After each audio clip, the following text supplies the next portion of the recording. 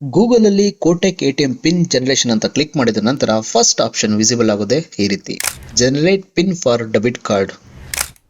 So ಇದನ್ನು click ಮಾಡಿದ್ರೆ ನಮಗಿಲ್ಲಿ ಸೊ ನೀವು ಇಲ್ಲಿ ನೋಡ್ತಾ ಇರ್ಬೋದು, please enter following details to change the pin. So ಇಲ್ಲಿ select a card type. So first one click ಮಾಡಿ. ನೆಕ್ಸ್ಟ್ ನಮ್ಮ ಹತ್ರ ಇರುವಂಥದ್ದು ವೀಸಾ, ರೂಪೇ, ಮಾಸ್ಟರ್ ಕಾರ್ಡ್ ಅಥವಾ ಮ್ಯಾಸ್ಟ್ರೋ. ಸೊ ಇಲ್ಲಿ ನಮ್ಮ ಹತ್ರ ಇರುವಂಥದ್ದು ವೀಸಾ ಕಾರ್ಡ್ ಇದೆ, Visa debit card. So first ಏನು ಕೇಳ್ತಿದೆ ಅಂತಾರೆ ಇಲ್ಲಿ ಎಂಟರ್ ಕಾರ್ಡ್ ನಂಬರ್. ಸೊ ನಮ್ಮ ಡೆಬಿಟ್ ಕಾರ್ಡ್ ಮೇಲೆ ಇರುವಂತಹ 16 ಡಿಜಿಟ್ ನಂಬರ್ನ ನಾನಿಲ್ಲಿ ಎಂಟ್ರಿ ಮಾಡ್ತಾ ಇದ್ದೀನಿ. ನೆಕ್ಸ್ಟ್ ಏನಿದೆ ಅಂತಂದ್ರೆ ಮಂತ್ ಮತ್ತೆ ಇಯರ್ ನಲ್ಲಿ ಸೆಲೆಕ್ಟ್ ಮಾಡಬೇಕು. ನಿಮ್ಮ ಡೆಬಿಟ್ ಕಾರ್ಡ್ ಅಲ್ಲಿ ಮಂತ್ ಮತ್ತೆ ವ್ಯಾಲಿಡ್ ಟ್ರೂ ಅಂತ ಇದೆ, ಸೊ ಅಲ್ಲಿ ನೀವು ಚೆಕ್ ಮಾಡಿದ್ರೆ ಗೊತ್ತಾಗ್ಬಿಡುತ್ತೆ ಇಯರ್.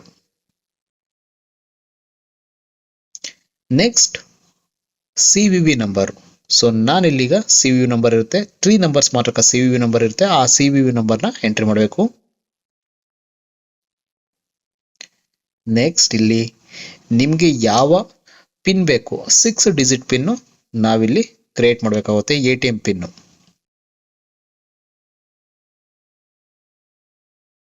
ಸೆಕೆಂಡ್ ಆಪ್ಷನ್ ಸಹ re-enter new pin.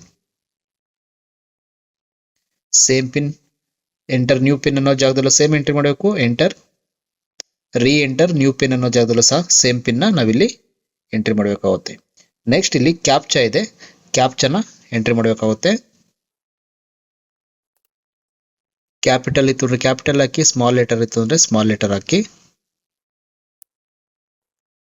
Next confirm ಅಂತ ಕ್ಲಿಕ್ ಮಾಡಬೇಕು. ನಮ್ಮ ಮೊಬೈಲ್ ನಂಬರ್, ರಿಜಿಸ್ಟರ್ ಮೊಬೈಲ್ ನಂಬರ್ಗೆ ಒಂದು OTP ಬರುತ್ತೆ, ಆ OTP ನಾವಿಲ್ಲಿ ಎಂಟ್ರಿ ಮಾಡಬೇಕು. ಸೊ ನನಗೀಗ OTP ಬಂದಿದೆ, ಆ OTPನ ಒನ್ ಟೈಮ್ ಪಾಸ್ವರ್ಡ್.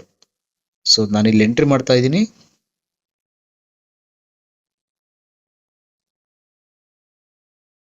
ನೆಕ್ಸ್ಟ್ ಇಲ್ಲಿ ಸಬ್ಮಿಟ್ ಅಂತ ಕ್ಲಿಕ್ ಮಾಡಬೇಕು.